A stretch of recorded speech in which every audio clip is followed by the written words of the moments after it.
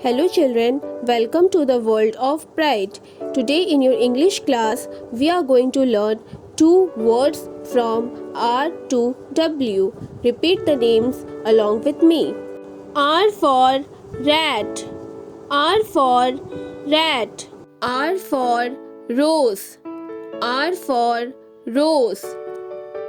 S for ship. S for ship. S for sun. S for sun. T for tree. T for tree. T for top. T for top. U for on. U for on. U for umbrella. U for umbrella.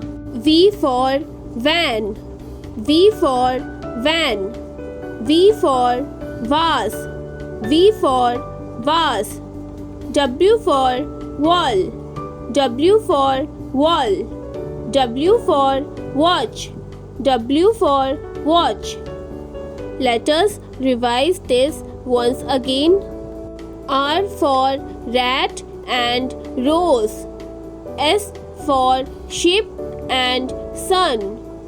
T for tree and top. U for on and umbrella. V for van and vase. W for wall and watch.